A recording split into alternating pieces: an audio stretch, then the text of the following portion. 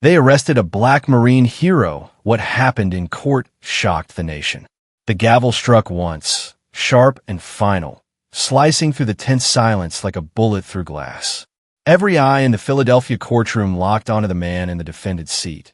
Clarence Maddox, 66 years old, former Marine sniper, 4 tours, Silver Star, Purple Heart, and now, shackled like a criminal.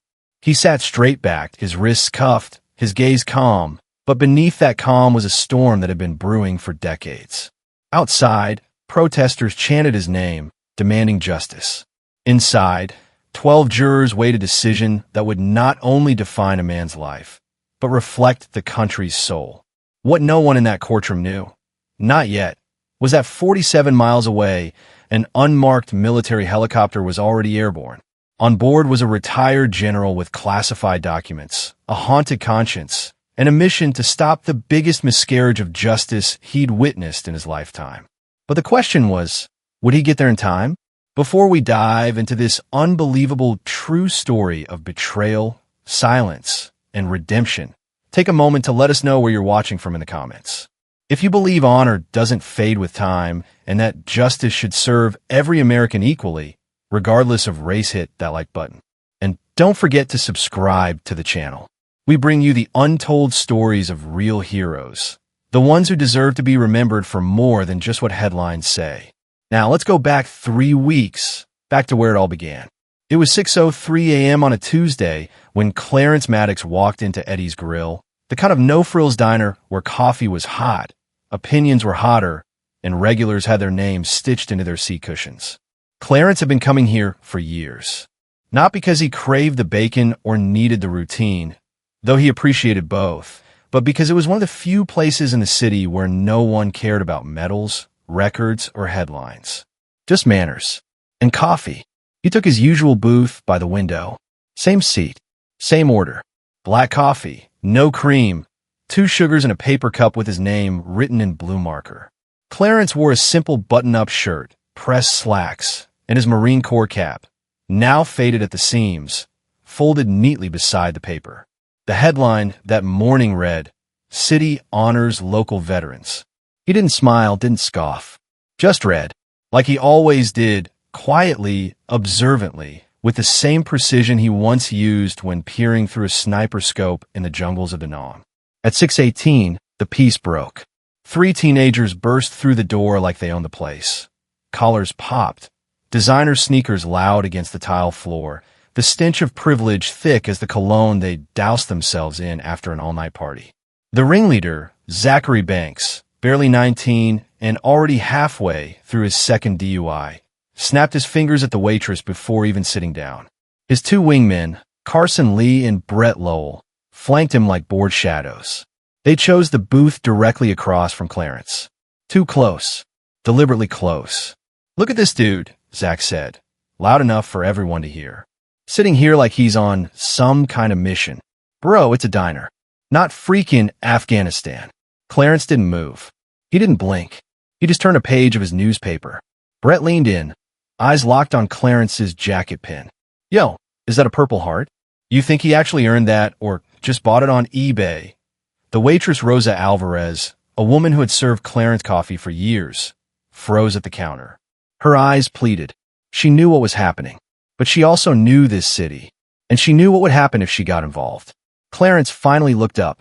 His voice was calm, deliberate, and unmistakably military. "Gentlemen, I'm just trying to enjoy my coffee.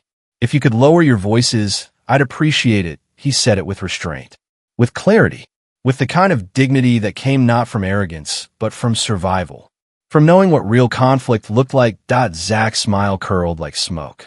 "Did you just threaten us?" Carson pulled out his phone and started recording. "He's being aggressive," he said to no one, to everyone, to the camera. "This guy's got issues. He's dangerous." Rosa stepped forward. "That's not what happened," she said quickly. "He just asked him to keep it down," but Zach was already dialing 911. His voice shifted. Now it was panic, performative, and precise. "Yes, I'm at Eddie's Grill. There's an aggressive man here. He said he has military training. He's threatening us. We don't feel safe." Clarence's eyes narrowed, not in anger, in recognition. He knew this feeling. knew the rhythm of an ambush. Only this time, there were no rice paddies, no incoming mortar fire. Just lies. Dressed in prep school khakis, the police arrived in under 4 minutes. 2 squad cars. Lights on. Sirens screaming. Officers Grant Monroe and Elise Caldwell stormed in with weapons holstered, eyes scanning. Zach pointed. That's him, the guy in the corner. He threatened to kill us. Clarence raised both hands slowly, deliberately.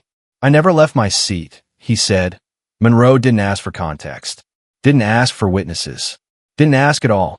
Stand up. Hands behind your back. Officer, there's been a mistake. Clarence tried again, rising carefully. The cuffs clicked tight that he didn't resist. He didn't run, that he didn't shout. He just watched as his coffee cooled on the table, as Rosa stood frozen behind the counter, as Zach smirked while the camera phone kept recording, as the newspaper with the words City Honors Local Veterans curled at the edges, next to a Purple Heart that had slipped off his lapel and onto the linoleum floor. Justice didn't just fail Clarence Maddox that morning. It never even showed up. The cruiser doors slammed shut with a mechanical finality that Clarence knew too well. It wasn't the first time he'd been locked into a steel box, but this wasn't a battlefield evac or a prisoner transfer in hostile territory. This was a civilian arrest, right here on American soil. No explanation, no Miranda rights until they were halfway to the precinct. Just silence, broken only by the officers up front chatting like he wasn't even there. Bet he's one of those cases, Officer Monroe muttered. PTSD, paranoid, all coiled up like a spring. Caldwell glanced at the mirror. You think he's really a vet? Purple Heart don't mean much when someone's got a temper, Monroe replied. They train these guys to kill. Can't always switch that off. Clarence didn't speak. Didn't flinch. Just stared out the window as the city rolled by. Same streets he'd walked every morning. Same billboards he'd seen 1,000 times. Except now, they looked different, harsher, like the city was looking back at him and pretending not to know him. At the station, they processed him like every other suspect, fingerprints, mugshot, property bag. The sergeant behind the desk didn't blink when he saw the military ID, didn't acknowledge the ribbons, the years served, or the quiet stare of a man who'd been shot twice for the country that now shoved him into a cell with concrete walls and flickering fluorescent lights. By noon, the story had already broken. Vietnam vet threatened students at local diner. Clarence's mugshot was plastered across every local station in Philadelphia, cropped tight to make him look like just another angry black man. Right below his picture were smiling yearbook shots of Zach, Carson, and Brett, clean, white, innocent. One network even ran a segment titled Warrior Turned Threat. No one called Rosa. No one asked about the footage. No one cared that the actual footage from the diner's security cam, which showed Clarence never left his booth, was quietly ignored by the precinct's evidence log. By 6 p.m., bail was set at $50,000. Clarence couldn't post it. His only income came from a modest VA pension and Social Security. His daughter, Natalie, a nurse in Chicago, was in surgery when she got the call. She dropped everything and drove through the night. Back at the diner, Rosa placed Clarence's cap back on the booth. She folded the newspaper he never got to finish and tucked the Purple Heart into an envelope. She didn't say anything to the next shift.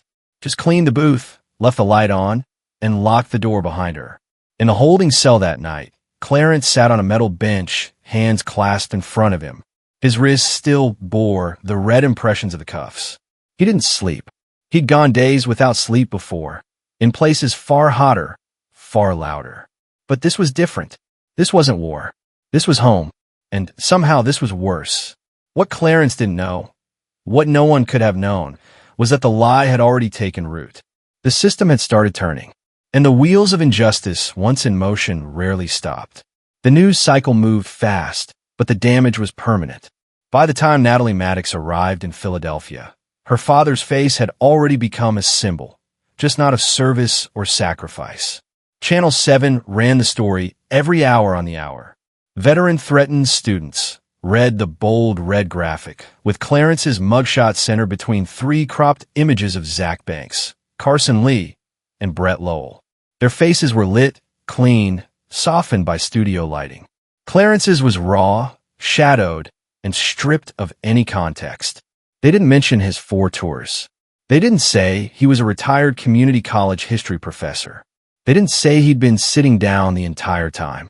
What they said, over and over again, was that a black veteran had used his military background to intimidate 3 white college kids.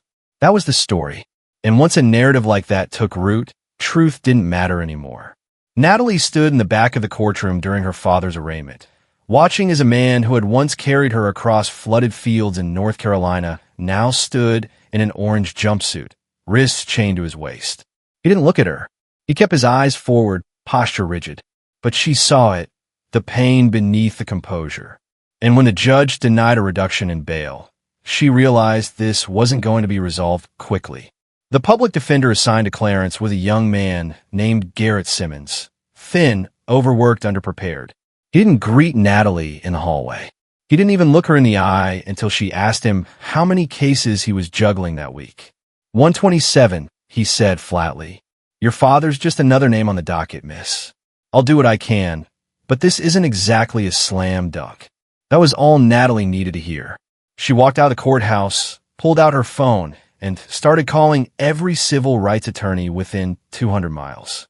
Meanwhile, District Attorney Linda Goss held a press conference on the courthouse steps, flanked by local police brass and a row of American flags. She spoke with the cadence of a politician who had memorized her lines and rehearsed every pause.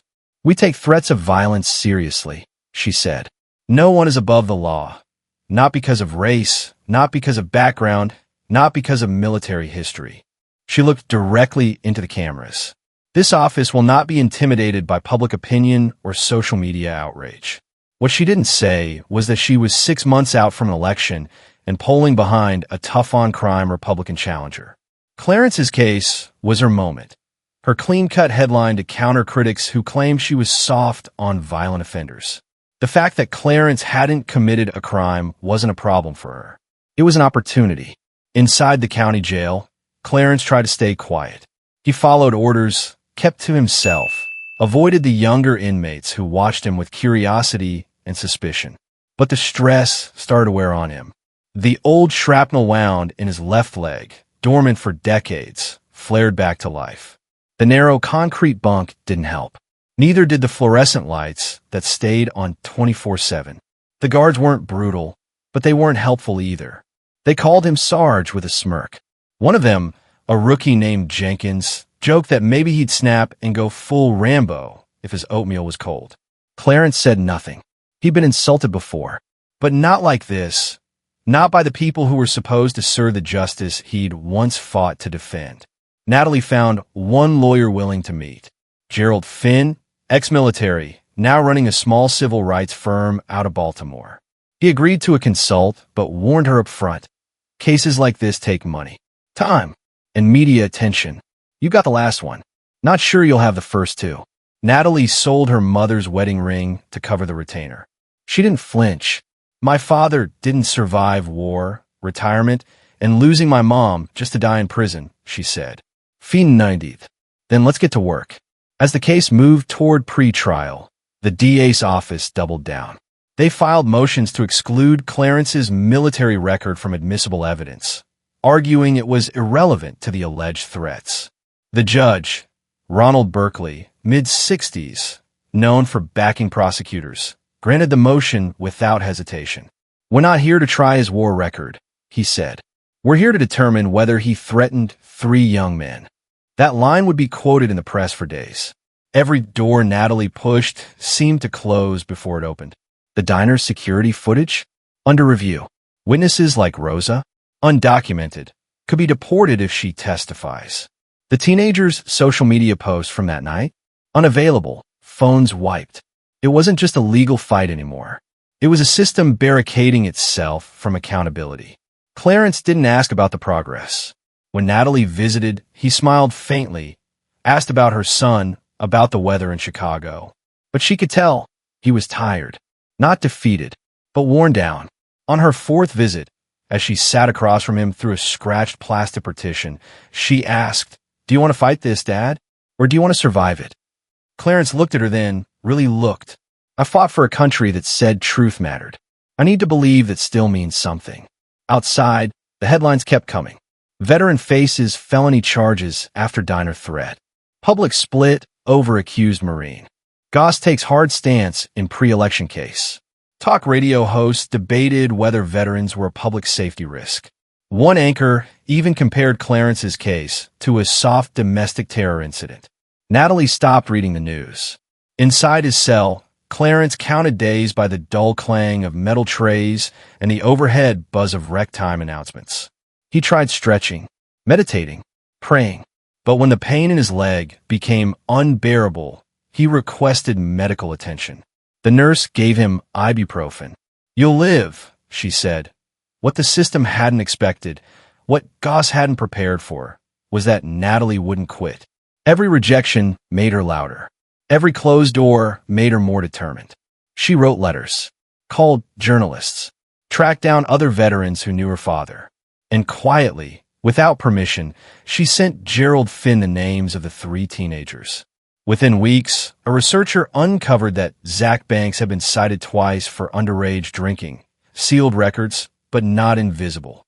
Carson Lee had a pending Title IX complaint at his college. And Brett Lowell's parents had hired a publicist to manage media requests and keep him off script. IT wasn't enough. Not yet, but it was a start. The week before the pre-trial hearing, DA Linda Goss held another press event. This time, she stood flanked by the 3 accusers and their parents. It was a carefully curated tableau. Zach in a navy blazer, Brett in khakis, Carson wearing a black tie, just crooked enough to appear vulnerable.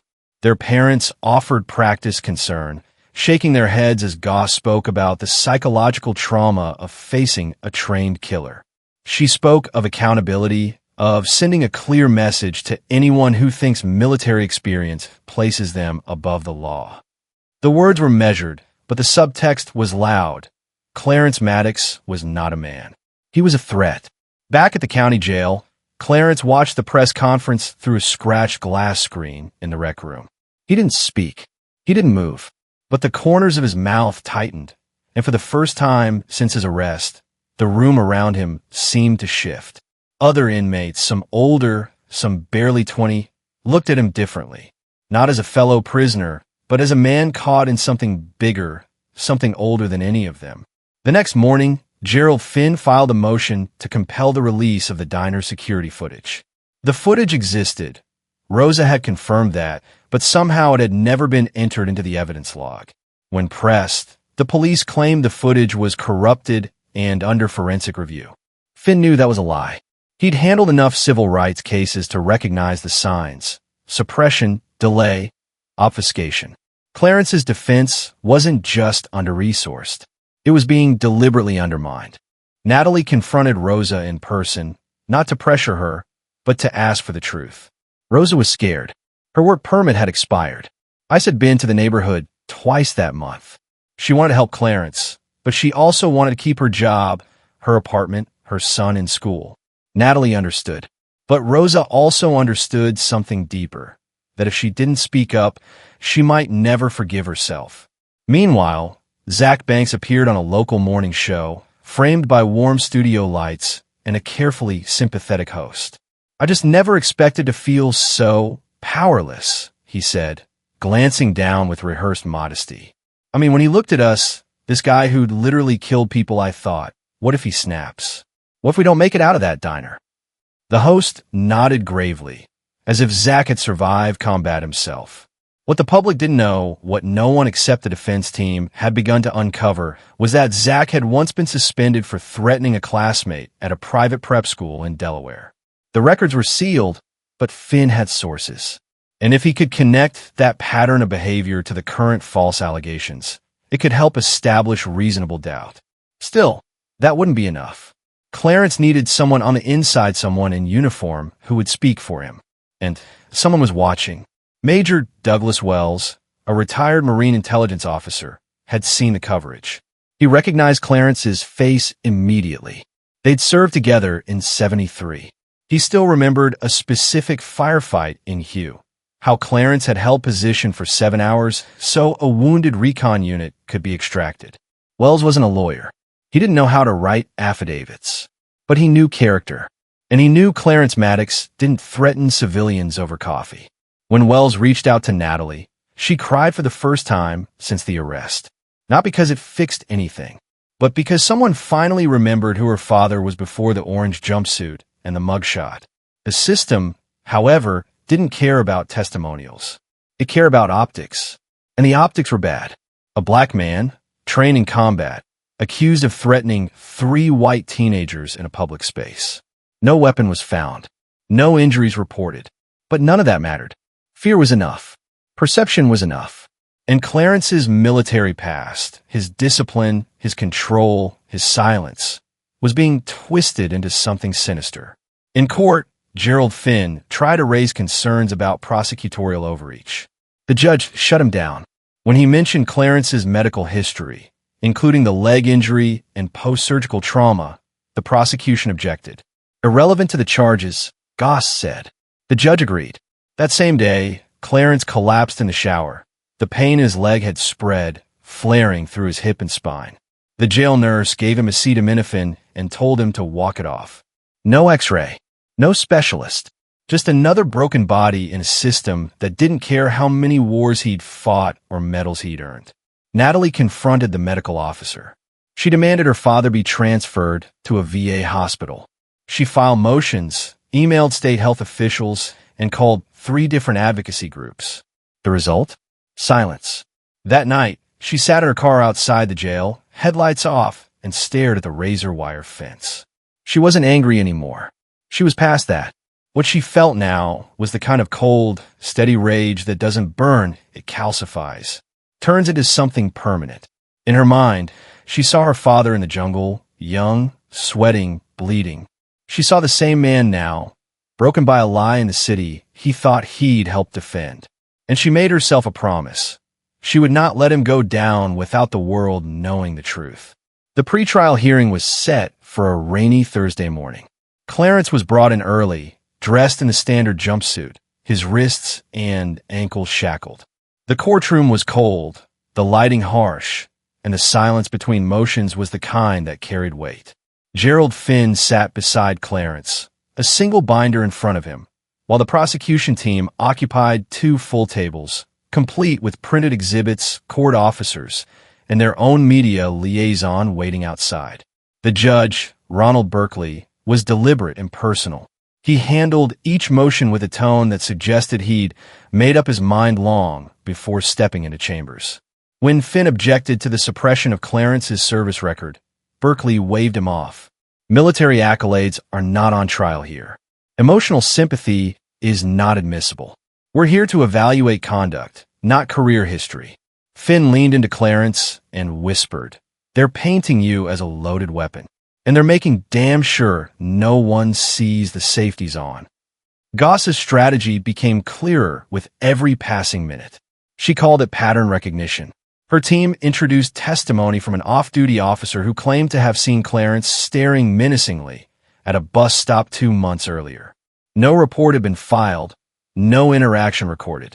But in the courtroom, the officer's uniform added weight that Finn couldn't counter. Then they brought in Dr. Stephen Lang, a psychologist who'd never met Clarence but was happy to generalize. He spoke of delayed psychological instability in combat veterans and hostile reaction patterns among those with sniper backgrounds. It was abstract. It was vague, but it sounded official. The jury, if it ever got to them, would remember phrases like unresolved aggression more than the words Clarence had never said. Finn objected repeatedly. Berkeley sustained once, then quickly moved on. Natalie watched from the gallery, her hands locked tight in her lap. She wasn't surprised anymore. She had seen how quickly narratives formed, how truth could be suffocated beneath politics, bias, and bureaucracy. She wasn't there expecting fairness. She was there to document everything, for the appeals, for the press, for the people who hadn't yet turned away. Then, in a moment no one expected, the first crack in the wall appeared. It came from a junior IT tech named Darren Hoyt. He worked in the digital evidence lab for the city. Quiet, nervous, clean-shaven, mid-20s. He requested a closed sidebar with the judge. After 15 minutes behind chambers, Judge Berkeley returned, visibly tense, and recessed the court for an unscheduled break. When they reconvened, Finn was handed a flash drive. Back in Finn's office later that night, Natalie sat beside him as he loaded the video. Security footage. Eddie's grill. Date stamped. Angle 1. Clarence sitting alone. Still. Reading. The three boys enter, loud, laughing. They move toward his booth. There is no interaction. Clarence never stands. Never points. Never raises his voice. At minute 3, Rosa is seen glancing nervously, clutching a tray. At minute 4, Zach pulls out his phone. Calls. Gestures wildly. Clarence remains seated. When the officers enter, Clarence places his hands on the table. Peacefully. The arrest is swift, rough, but entirely non-resistant. The file had been labeled corrupted in the official log. Someone buried this, Finn said quietly. Natalie looked over at him, her voice flat. Can we use it? Finn shook his head. Not yet. We have to get it entered into evidence legally, which means we need a judge who doesn't pretend it doesn't exist. The next day, Finn filed a formal complaint with the Judicial Review Board. He also subpoenaed Darren Hoyt for a formal deposition. Goss's office went silent. No response. No comment. The following morning, Clarence was moved from general population to solitary for his safety. It wasn't punishment, they claimed, just a precaution. But Clarence knew what it was. Isolation. They were trying to shake him, break him, starve him of contact, of clarity. He'd seen it before, just not in a place like this. He spent 23 hours a day in a 6-by-9 room with no window and one dull bulb. The food came through a slot. The guards didn't speak unless they had to. His leg ached worse now, and the painkillers were rationed. He used old breathing drills, the kind taught during sniper training, to keep his mind from spiraling. On the third night, he heard someone whisper his name. Maddox, a guard, not one he recognized. Just a voice on the other side of the door. You're not alone, brother. Words getting out. It was the first thing anyone had said to him in 72 hours. Meanwhile, Natalie was moving. She called every veterans organization she could find, sent the video to trusted journalists, reached out to the ACLU, the NAACP, and every ex-student of her father she could contact. Some replied, some ignored, but some offer more. Testimony, character letters. 2 even offered to testify that Clarence had helped them avoid gang recruitment in their youth, steering them into college instead. Still, the DA's office remained publicly unshaken. Goss issued a single statement. Any manipulation of evidence or chain of custody will be investigated thoroughly. She was spinning, but the momentum had shifted. And Clarence?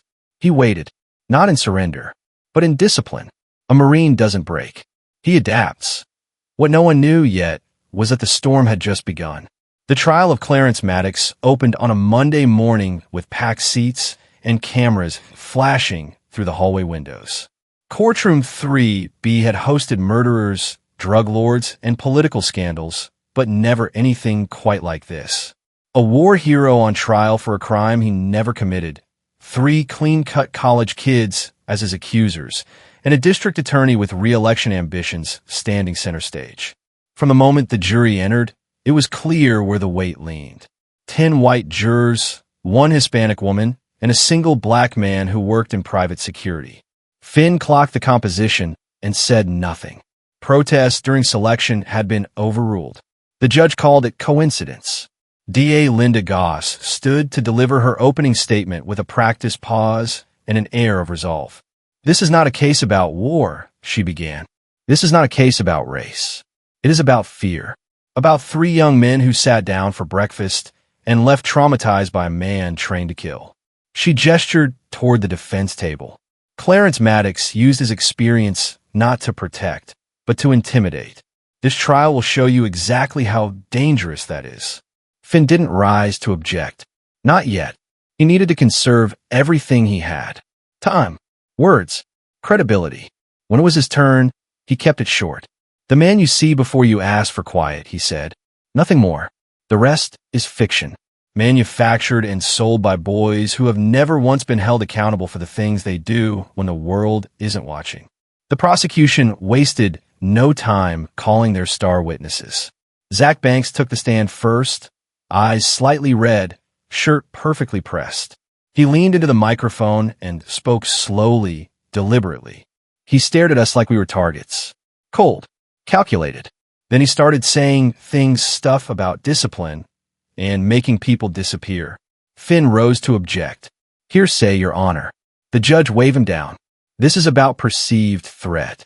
Let the witness continue. Zach didn't break eye contact with the jury. He said the cops wouldn't help us. That people like him handled things their own way. Carson Lee followed, reinforcing the same narrative. He didn't yell. That's what made it worse. He just said it like a fact, like he'd done it before. Brett Lowell added emotional coloring. He kept tapping the table, like he was counting or timing something, like how snipers time their shots. The room shifted slightly when he said that. It didn't matter that no such action was shown in the diner footage. That footage hadn't been cleared for use yet.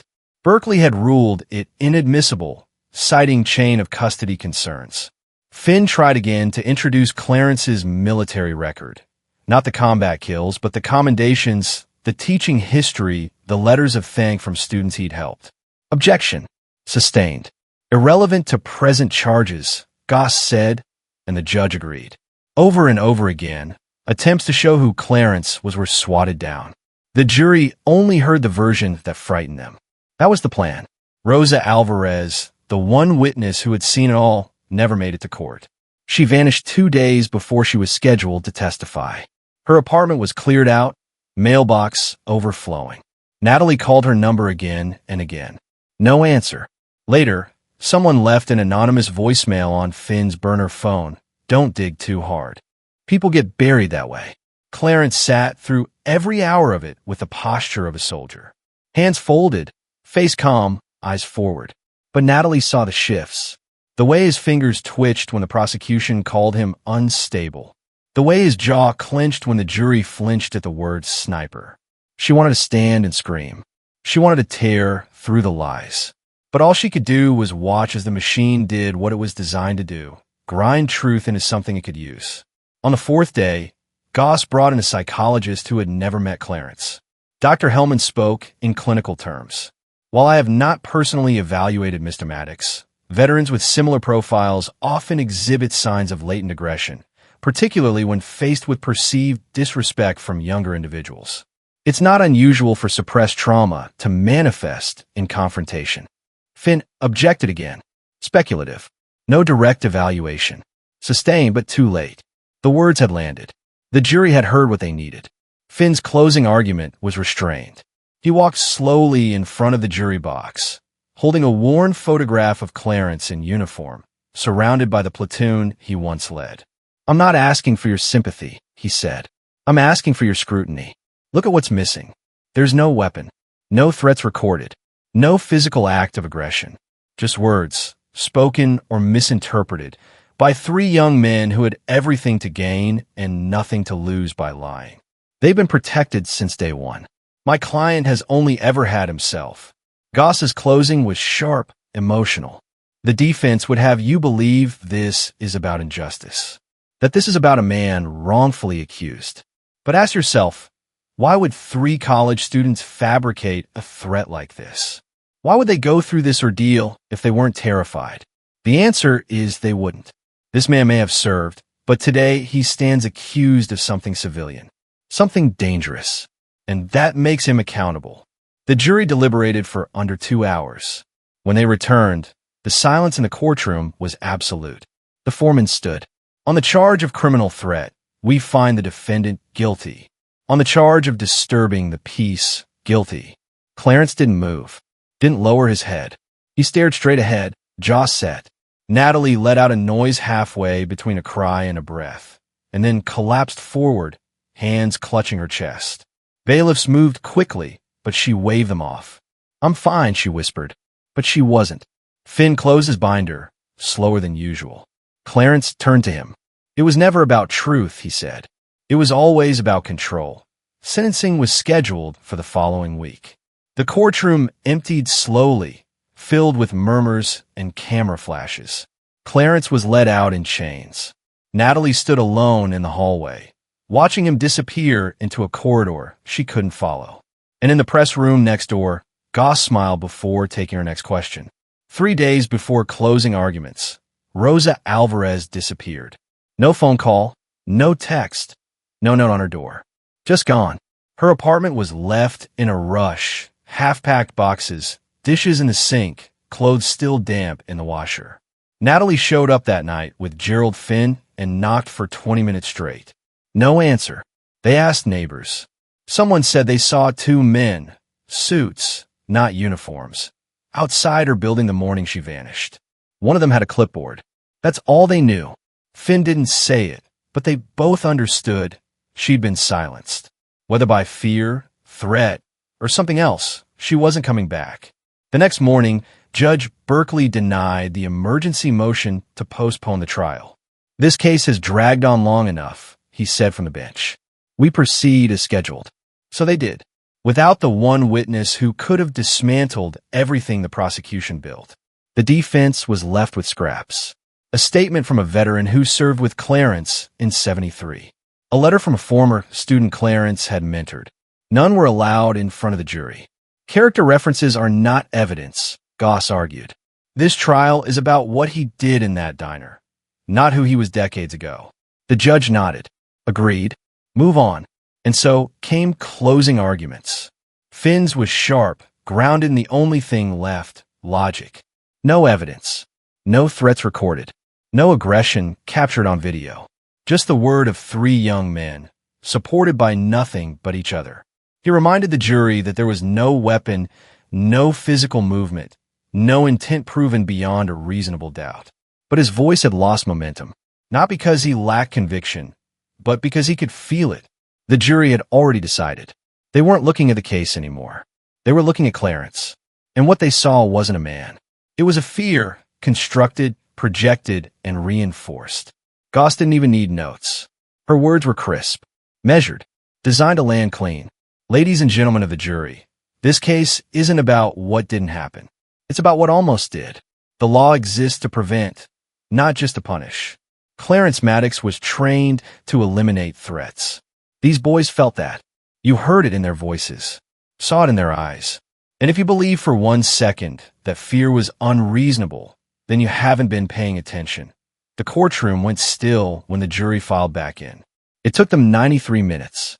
Natalie counted everyone. On the count of criminal threat, guilty. On the count of disturbing the peace, guilty. On the count of attempted intimidation, guilty. Natalie froze. Then she collapsed forward, her hands trembling against the edge of the bench. She couldn't breathe, couldn't speak, just stared at her father as if trying to memorize every inch of him before they took him away. Clarence turned slightly toward her. He didn't cry, didn't react, but in that one glance, something passed between them, a kind of surrender. Not to guilt, not to defeat, but to the knowledge that the system was never built for men like him to win. The judge set sentencing for the following Friday. Clarence was remanded without bail. As they led him away, his cuffs clinking softly under the echo of courtroom silence, one of the guards whispered, "Keep your head up, soldier." But Clarence didn't respond. He didn't look back, because if he did, he knew what he'd see. His daughter, knees buckled on the courtroom floor, hands covering her face, surrounded by strangers pretending not to see her break. And for the first time in decades, Clarence Maddox didn't feel like a Marine, that he felt forgotten. Clarence Maddox entered State Correctional Facility West with no illusions. He'd been here before, not this prison, not this moment, but this place. A place where freedom was a rumor and time moved like thick water. Where the past was a threat and the future, at best, a guess. He knew how the system worked. The gate slammed shut behind him like it meant to stay that way. Intake was cold and fast. Strip search, ID tag, orange jumpsuit, no medidas, no name, just a number on a file that nobody would read again unless something exploded. The first week, they put him in general population. Word spread fast. Inmates called him Gunny, Sarge, Snipes. Some meant it respectfully. Some didn't. But no one laid a hand on him. He moved through the routines like clockwork. Up at 0500, push-ups before chow, folded his blanket with military corners. He didn't speak unless spoken to. He watched, listened, calculated. That's what kept him alive before, and it still worked here. Prison wasn't a new world. It was just a stripped-down version of the one outside. But isolation wasn't physical. It was mental. The silence at night got inside his head, creeping into the memories he'd spent years packing away. The sound of boots in gravel, the smell of red earth and cordite, screams in 2 languages. And in between those echoes, his daughter's voice, trying to keep herself together as he was led away. What pulled him back, day after day, was routine. Discipline. Mission. He found it in the smallest of things, helping the younger inmates read the DOC handbook, breaking down sentencing guidelines in plain English, explaining the Fifth Amendment in a way even the most hardened crew could understand. Eventually, one of the guards, an older vet named Carlson, slipped him a set of old civics worksheets. "You got time," he said. "These kids don't even know what due process means." So Clarence taught. In the rec yard, in the mess hall, even through the bars at night. Slowly, quietly, a shift happened. Men who had written off everything outside began asking him questions. About court, about history, about rights. Not all of them cared, but some did. And for the first time since the verdict, Clarence started to feel like he still had purpose. Then the letters came. The first one was from a Marine in Kansas. Then another from a vet in Georgia. Then 10 more. 20. Soon, the prison mailroom had a folder marked Maddox, flagged/screened. Veterans across the country had heard the story. Some from fringe news sites, others from local op-eds buried on page 13. But they remembered the name. Some had served with Clarence. Others had only heard of him. But they wrote anyway. Stories. Memories. Outrage. One wrote, "We were trained to eliminate threats. We weren't trained to survive lies. Hang on, brother." Clarence read every word. Outside, Natalie was still fighting. She drained her savings, maxed out 2 credit cards, and left her job on unpaid leave. She didn't regret it. Not once. After 3 months of legal standstill, she found someone new, Derek Park. Former JAG Corps, now a defense attorney known for taking the kind of cases no one else wanted. Korean-American, direct, 38, and carried himself like he still did PT every morning at 5. When Natalie showed him the trial transcripts and the missing witness file, he didn't speak for 2 straight minutes. Then he said, "Your father got railroaded. I'll take the case." Park moved fast, filed a motion for post-conviction relief, demanded an evidentiary hearing, sent private investigators after Rosa Alvarez, and quietly started digging into the 3 accusers. What he found didn't surprise Clarence, but it mattered. Zach Banks had received a sealed plea deal 2 years prior for assault at a college frat party. The victim declined to press charges after his father, an influential donor, cut a check. Carson Lee had been expelled from a private school in Connecticut for harassment. Records suppressed. Brett Lowell? His parents had connections in the DA's office. A distant cousin of Goss. Park didn't just build a defense. He built a map of what had gone wrong, who had looked away, and who had made sure Clarence couldn't speak. He also reached out to someone Natalie hadn't thought to contact, a journalist. Her name was Monique Estrada. Independent. No network. No contract. Just a blog, a background in investigative reporting, and a reputation for digging up the kind of stories mainstream media didn't want to touch. She had already seen the trial coverage and didn't buy it. When Park sent her the diner footage, illegally suppressed by the DA's office, she dropped everything and started writing. She worked in silence. No teaser posts. No trailers. No leaks. Just the truth, layered, sourced, bulletproof. Clarence didn't know any of this. He didn't ask. Didn't need updates. What mattered was the change he felt. Not in the system. That was still broken. But in people. In the mail. In the guards. In the fact that one inmate asked him if he'd teach a class on the Constitution, so I can argue with my public defender like you did. He smiled at that. What Clarence didn't know, what none of them knew yet, was that Monique's article was almost finished. And when it dropped, everything would change. Monique Estrada didn't write like other reporters. She didn't embellish, didn't dramatize, didn't waste a single sentence trying to make pain more palatable. Her piece, when it finally went live on her site The Quiet Truth, was 9,000 words long. It dropped without warning. No pre-hype, no headlines bought, just a plain white page with the title, They buried a soldier, the Clarence Maddox trial and the cost of silence. The first paragraph hit like a hammer. It didn't start with Clarence's military record. It started with the diner footage, real, time-stamped, and deliberately hidden from the court. Then it went into how it was classified as corrupted by the city's digital evidence unit, and how a whistleblower named Darren Hoyt had tried to bring it forward and was reassigned the next day. Then came the three accusers. Estrada traced their protected histories with surgical precision. She didn't make accusations. She showed connections. Sealed records, overlooked complaints, disciplinary reports redirected to private arbitration. Brett's father, a major donor to the DA's political campaign. Carson's past quietly scrubbed from school databases. Zach's DUI arrest that was never booked because the officer who stopped him was his uncle. But the piece didn't stop at corruption. It asked deeper questions. Why does the justice system consider fear credible only when it's claimed by the privileged? Why does military service count for nothing once the uniform comes off, especially when the man wearing it is black? And why, when video footage contradicts sworn testimony, does no one face consequences? The article went viral within hours. Veteran communities reposted it. Civil rights lawyers quoted it. Celebrities tweeted it with tags like #FreeClarence and #JusticeForMaddox. Local news stations, forced to respond, began running it as a counterpoint. And in one of the first breaks Clarence ever got, the New York Times picked it up in full, reprinted under the title, "A War Hero in Chains." In prison, Clarence didn't know anything had changed until a CO handed him his lunch tray with a quiet, "It's spreading." That night, in the mess hall, inmates clapped slowly as he walked in. Not loud, not dramatic, just enough to say, "We see you now." Natalie, meanwhile, was back in motion. With Park's help, she filed a formal motion to vacate the conviction based on newly discovered evidence, prosecutorial misconduct, and witness suppression.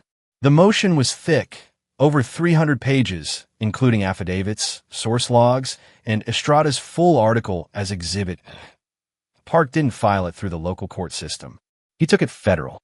And just when it seemed like momentum was finally breaking in their favor, Rosa Alvarez returned. A handwritten letter arrived at Park's office, postmarked from El Paso. It was short. "I'm alive. I want to tell the truth. I had to get out for my son's safety. I'll come back if someone can guarantee I won't be deported." Park called in a favor from an immigration law nonprofit out of Houston. Within a week, Rosa was on a protected witness list and headed north under legal escort. When Natalie saw her again, they didn't cry. They didn't hug. They just held hands in silence. Rosa gave a sworn deposition under oath, with video. She confirmed what Clarence had always said. He never raised his voice, never stood, never made a threat. The teenagers approached him, not the other way around. She also confirmed she had seen the footage and was told by two investigators not to talk about it. When she refused, she was visited at her apartment by two men in suits who reminded her about her immigration status. That's when she left, with her son. No bulbais, no risks. That was the final piece Park needed, that he filed a supplement to the motion already under review, adding Rosa's statement, proof of the footage, and a declaration from the whistleblower tech who'd originally flagged the footage's disappearance. The court had no choice but to order a hearing. The date was set for early September. Clarence received the news from Park in the visitation room. No glass this time, just a table, 2 chairs, and a lot of weight in the air. "You're not out yet," Park said, "but we're finally in the right ring." Clarence nodded once. "Then let's fight." But it wasn't defiant. It was tired, focused, like a man who had nothing left to prove, but wasn't ready to quit. Natalie left that day with the smallest hint of hope in her chest. It wasn't much, but it was more than she'd had in months. For the first time since the day they dragged her father out of a diner in cuffs, the system had no more excuses. It had to answer, and Clarence Maddox, prisoner #X14952, was no longer invisible. It started with a knock on Park's office door at 6:43 a.m. No call, no warning. Just 2 men in civilian suits and one tall, weathered figure in uniform, so crisp it seemed untouched by time. Retired 4-star General Andrew Sloan didn't sit when invited. He placed a sealed folder on Park's desk, nodded at Natalie, and said, "I'm here because that man in your client file saved my life 50 years ago, and the country buried it." Park didn't respond right away. He opened the folder slowly, scanning military dispatches, redacted memos, and one hand-signed page labeled Eyes Only, Operation Beacon Viper. The document detailed an off-the-books operation in Laos, 1973. Unauthorized incursion. Enemy fire. Sloan's extraction team overrun. One Marine sniper stayed behind to cover their retreat, unofficially. Unacknowledged. The sniper was Clarence Maddox. Sloan explained it clearly, without dramatics. We weren't supposed to be there, and we weren't supposed to survive. Clarence disobeyed a direct stand-down order to stay and hold position. His actions saved 8 of us, including me. When we got back, they told him to shut up, told me to forget. I did, until I saw his name again, in handcuffs on television. Park blinked. "You're willing to testify?" Sloan didn't even pause. "I'm not just willing. I'm ready. I'll walk into any courtroom in this country and tell them who the real threat is, and it's not Maddox." That same morning, Park filed an emergency motion with the federal court requesting an evidentiary override based on newly obtained national security documentation. The motion was expedited within 6 hours. A hearing was scheduled for the next day. Word got out fast. By noon, every major outlet had the headline, "Retired General to testify in wrongful conviction case." CNN, NBC, Fox, even international wires. By sundown, the story wasn't just viral, it was political. Pressure hit the Philadelphia DA's office like a freight train. Linda Goss went into hiding. Her deputy issued a vague statement. "We are committed to justice and open to all new information." But the damage had already metastasized. Inside prison, Clarence didn't know any of this until he was pulled from the yard by 2 marshals. "You've got a hearing tomorrow, and you're going to want a haircut," one of them said. Clarence didn't ask questions. He learned the system didn't move fast unless it was about to fall apart. The next morning, the federal courtroom was packed. National media in the gallery. Civil rights attorneys, veterans groups, former students, off-duty cops, and hundreds more tuned in via live stream. Clarence entered in full prison uniform, wrists still shackled. But when General Sloan stood and saluted him as he walked in, the room went dead quiet. Clarence paused, then nodded once. He didn't need to salute back. The gesture had already said everything. Under oath, Sloan told the story. Not as a politician, not as a soldier covering his own history, but as a man who owed his life to someone the system had just spent a year trying to erase. "That man," he said, pointing to Clarence, "is the only reason I ever had a chance to wear these stars. And if the court believes he would use his training to intimidate some kids in a diner, then the court needs to reconsider everything it thinks it knows about valor." Then Park submitted the full set of declassified papers, cross-referenced with Clarence's suppressed service record, and linked it to the prosecution's pattern of omission. The federal judge read silently for 5 minutes before ordering the record to be unsealed. From there, it moved like a landslide. The national press turned on Goss. Outlets that had once recycled the aggressive veteran narrative now ran segments titled, "How Did This Happen?" and "A System Built to Break the Innocent." The city of Philadelphia became ground zero for a public reckoning. Protesters gathered outside the courthouse. Online petitions exploded. Thousands of veterans demanded answers. Then it happened. The 3 boys, Zach, Carson, and Brett, issued statements through lawyers. But it didn't stop there. One by one, under subpoena and public pressure, they admitted they had exaggerated what happened. They claimed they felt threatened, but when pressed, admitted Clarence had never stood, never made a threat, never even raised his voice. Under oath, Zach broke first. "It was just, we didn't think it would go this far. We were scared, and it spun out of control." Rosa Alvarez, now fully protected under witness law, returned to the courtroom to confirm everything. She stood firm. Clear. He never threatened anyone. He was quiet, respectful. They were the ones looking for trouble. She never looked at the boys, only at Clarence. By the time all testimony was recorded, Park filed a motion to vacate the conviction and move for immediate exoneration. The judge recessed for 90 minutes. Clarence waited in a side room, hands folded, jaw tight. He didn't hope. Not anymore. He just sat still. One more hour in 1,000 hours that had been stolen from him. When the court reconvened, the judge entered silently, read from a prepared statement, and then looked directly at Clarence. Given the evidence presented, this court finds the prior conviction of Clarence Maddox to be unsupported by fact, undermined by prosecutorial misconduct, and irreparably compromised by constitutional violation. Mr. Maddox, you are hereby declared innocent. The court apologizes for the miscarriage of justice you endured. The courtroom erupted. Not loud, but deep, raw. People stood. Some cried. Some saluted. Some just shook their heads in disbelief. Natalie didn't cheer. She dropped to her knees in silent sobs, clutching her father's Marine Corps cap, the one she'd kept folded in her bag every day since the arrest. Clarence stood slowly. The judge motioned to the bailiff. The cuffs were unlocked. For the first time in 413 days, he moved his hands freely. But he didn't raise them, didn't gloat, just turned, stepped forward, and walked straight into his daughter's arms. Outside, the crowd was already waiting. Applause, chants, flashbulbs. Veterans lined the courthouse steps, each one standing at attention as he passed. Some saluted. Some whispered, "Welcome home." Clarence didn't speak that day, that he didn't need to. The truth had finally spoken for him. Clarence Maddox didn't step out of prison a free man. He stepped out rebuilt. Not by forgiveness, not by fanfare, but by something harder. The knowledge that he survived a system meant to erase him. Freedom didn't feel like a celebration. It felt like breath. Clean, heavy, earned. He spent the first night not speaking to anyone. No press, no speeches, no statements.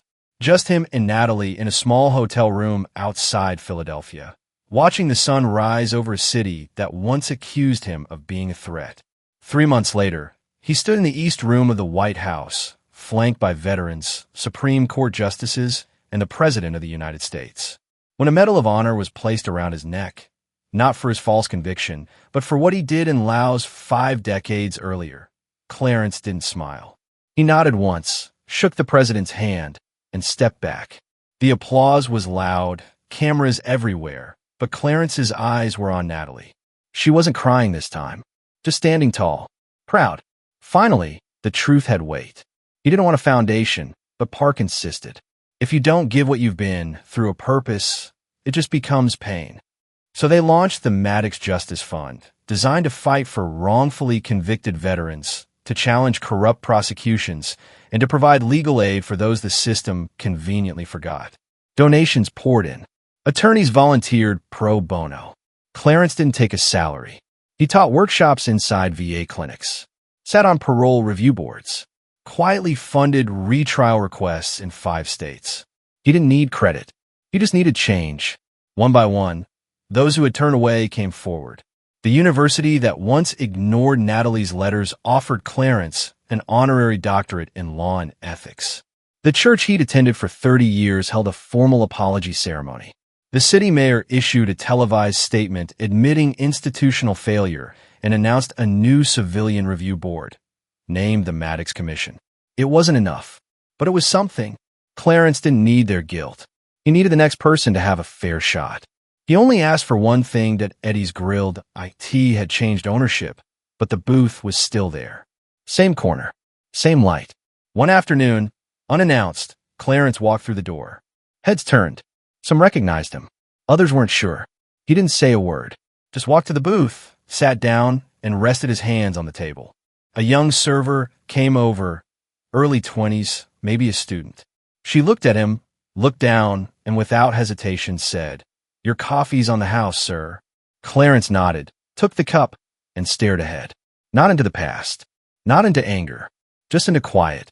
On the table in front of him was a small metal plaque. Nothing flashy, just brass, engraved with 7 words, reserved for a hero. Thank you, Clarence. And no more cameras. No more trials. No more fighting to prove he belonged. He had already won. If this story moved you, if you believe justice matters, Even when it comes late, then share this story. Leave a comment. Let your voice be part of what changes the next Clarence's fate. And if you haven't already, subscribe to the channel, hit the bell so you don't miss the next story, and help us keep these voices heard. Because sometimes the truth needs more than silence. It needs all of us.